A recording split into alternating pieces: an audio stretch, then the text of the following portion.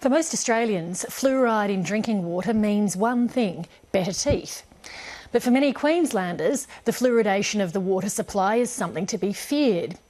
Under pressure from anti-fluoride groups, the mandatory fluoridation introduced by the former Labor government is being rolled back by local councils one by one, much to the dismay of health authorities.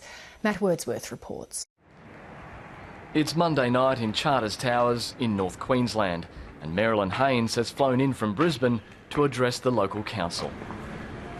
I look forward to listening to all views this evening. She's an anti-fluoride lobbyist and has travelled about 1,400 kilometres to convince the councillors to dump water fluoridation. And it says use is a Schedule 6 poison, uses as an insecticide, particularly for roaches and ants. You know, blah, blah, blah, steel degassing agent, electroplating, fluoridation of drinking water. So you can use it either for killing insects or for fluoridation of drinking water. The debate may be decades old for the rest of the country, but Queensland has long resisted fluoride and opposition is growing. Please take it out. It's killing her and the rest of us. It's a toxic byproduct that costs manufacturers a lot of money to dispose of. So instead, you want to have it in our water for us to drink it. In a matter of weeks, 9 councils around Queensland have abandoned the public health measure, from Australia's 14th largest city, Cairns, in the far north, to the northwestern centre of Cloncurry and south to the Wide Bay. Together, they represent almost 500,000 people. The battleground is now on Brisbane's doorstep. Thank you, and the Lord's Prayer. Alan Sutherland is the Mayor of Moreton Bay Regional Council, a commuter and retiree community of almost 400,000 people on Brisbane's northern outskirts. Well, I think it's fair to say most councillors would be in favour of taking fluoride out of the water supply if the opportunity arose and if it could be done cost effectively. Councillor James Houghton believes it's mass medication without consent with potentially harmful effects and is pushing the no case ahead of a vote expected next month. I'm not wrong. Galileo was proven right, even though they said he was wrong. Columbus was proven right when others said he was wrong. When I was younger, they used to spray us with DDT, spray us.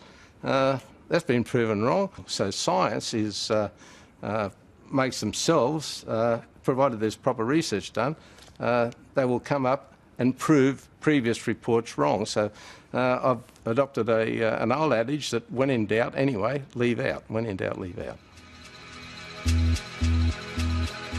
Until 2008, Townsville was the only place in Queensland with fluoridated water. Then Premier Anna Bligh changed all that, announcing a mandatory rollout that would take until the end of 2012. But after Campbell Newman came to power, he abandoned the mandatory rollout and gave the decision to local councils. Bundaberg was the first to drop fluoride. There's a lot of people, anti-fluoride people, that sent me emails and talked to me about the health issues, and it makes one wonder and concern why it comes out of aluminium smelters, chimneys in China, and they don't put it in their water, and they export it to us to put in our water. I don't believe that there's something wrong there somewhere, and we shouldn't have to force people to drink water with fluoride in it. Now it's a fight being waged town by town, council by council. So thank you very much for the invitation to speak. Queensland Health has dispatched senior dentist Dr Michael Foley to argue that fluoride is an effective public health measure. The science is very much on one side of the argument. There are no reputable health authorities anywhere in the world that oppose water fluoridation. There are certainly individuals, and sometimes smart individuals, and there are certainly single issue groups, but the health groups around the world and the science groups around the world are strongly on the side of fluoridation.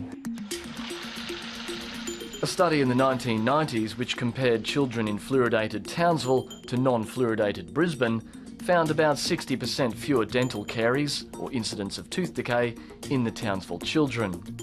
We have to look at the big picture and we say in the long term this will save us money, save us an absolute truckload of money, and it will make us healthier. It's a no-brainer. Fluoride is a winner. People in other states look at not just dental people, but people who come up from other states look at us and they just shake their heads and they say, what, you don't have fluoride in the water, or haven't you always had fluoride in the water? Well, no, we haven't. Some councils are thankful for being given the power to decide. Others feel public health is not their jurisdiction, and it should be the responsibility of Queensland's Health Minister, Lawrence Springborg. We understand people want to make different decisions to central government agencies and not be dictated to, and we respect that as well. We just ask them to have a debate on all the information. If upon that they feel they're uncomfortable to proceed with fluoridation, we do respect that. Even if it's to their own detriment?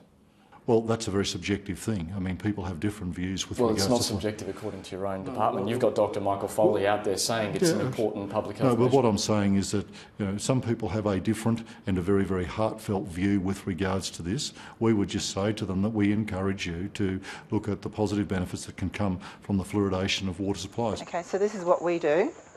We have a reverse osmosis filter. This is the reverse osmosis part on top of these carbon filters down here. So this strips the fluoride from the water? Yep. At home in Brisbane, Marilyn Haynes refuses to accept the assurances of major medical groups. People interstate, where water fluoridation's been going on for 40 years, are going to look to Queensland and think, what's going on up there? They're going to think that we're kooks. Yeah, well, we're not the odd ones out. They're the crazy ones for fluoridating. 95% of the world doesn't fluoridate, and they have just as good a teeth or better. If anything, the recent success with councils has made her resolve even stronger. We've been campaigning for 6 years now, and we've spent 6 years already. I'm happy to spend another 6.